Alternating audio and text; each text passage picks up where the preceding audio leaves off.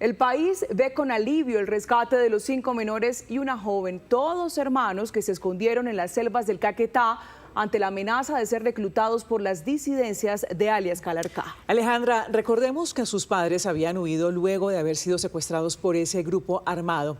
Pues en las últimas horas esta dolorosa noticia tuvo un buen desenlace. Estefania Valencia, ¿cómo se dio el rescate de los hermanos? ¿Cómo están? ¿Y ya se reencontraron con sus padres? Ana Milena, fue una operación milimétrica de las tropas de la 6ª División del Ejército que permitió este conmovedor encuentro que van a ver ustedes entre los padres y sus 6 hijos, después que permanecieran 3 días escondidos en las selvas del Caquetá porque las disidencias de Calarcá querían reclutarlos por la fuerza. Son 3 niñas de 3, 6 y 12 años, 2 hermanos de 16 años y una hermana, la mayor, que con 18 años resguardó a sus hermanitos en una matamonte. Un celular que ella tenía fue clave para poder comunicarse con los niños y dar con su ubicación sin exponerlos, porque recordemos que es una zona de alta presencia de las disidencias. Hubo varios intentos por rescatarlos hasta que en horas de la madrugada logran hacer el asalto aéreo y sacar con vida a los 6 hermanos de zona rural de la vereda La Ilusión en Cartagena del Chairá hasta la base de la Armada y de allí transportarlos en helicóptero hasta el batallón de la 6ª División del Ejército en Florencia, Caquetá, donde se reencontraron con sus padres y ahora son atendidos por un equipo médico. Este es el relato del comandante que lideró esa operación de rescate. Y a través de un celular que tenían los niños, pues empezamos a recibir información importante, lo que nos permite tomar decisiones. Y a través de ella les dimos algunas indicaciones, una palabra clave. Les dijimos que si escuchaban los helicópteros no se asustaran y que estuvieran tranquilos, que los íbamos a recoger en las horas de la noche. Y logramos hacia las 8 de la noche colocar a feliz término la unidad en el área de operaciones. Ayer todo el día las condiciones de tiempo estuvieron muy regulares, bastante lluvia durante el día, nubes cerca de los árboles, lo que no permitió que hiciéramos la operación en horas del día.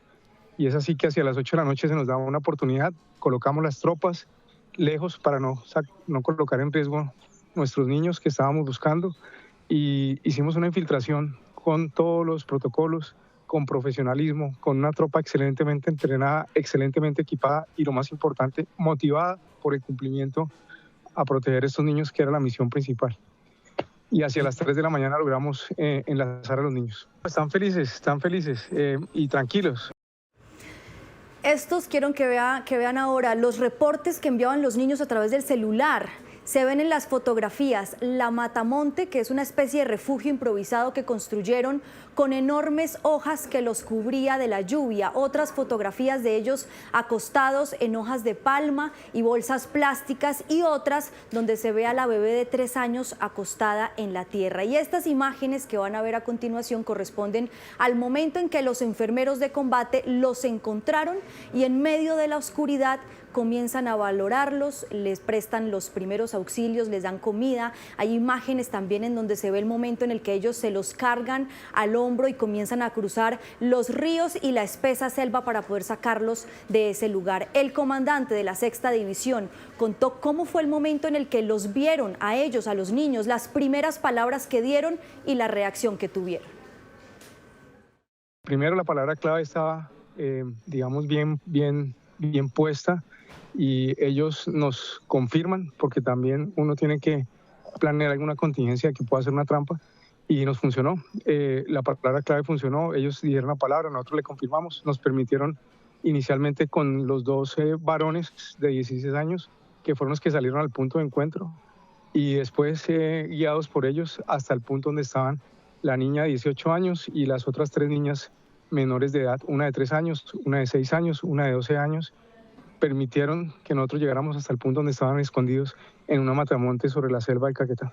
Se ven cansados, obviamente asustados, porque pues una niña de 3 años enfrentarse a una situación de recibir unos soldados de noche bajo la penumbra y poder estar con sus hermanitos. Unos líderes pequeños, nosotros tan pronto llegamos en las horas de la madrugada, los socorristas militares de nuestra patrulla especial los atendieron, les prestaron los primeros auxilios, les dimos hidratación, les dimos alimentación.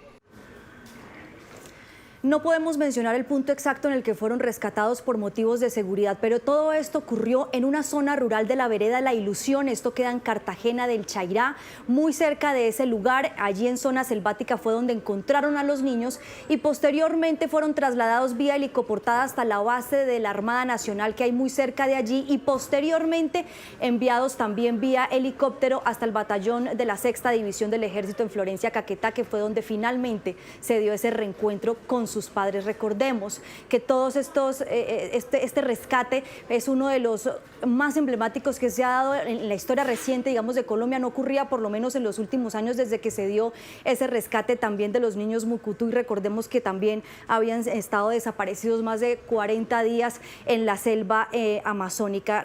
Es muy importante también aquí señalar una cosa, y es que las fuerzas militares dicen que este desenlace hubiera podido ser otro porque el padre tenía dentro de sus planes entregarse a las disidencias de alias Calarcá a cambio de que liberaran a sus hijos y muy probablemente hubiera podido morir en medio de ese intento de rescate.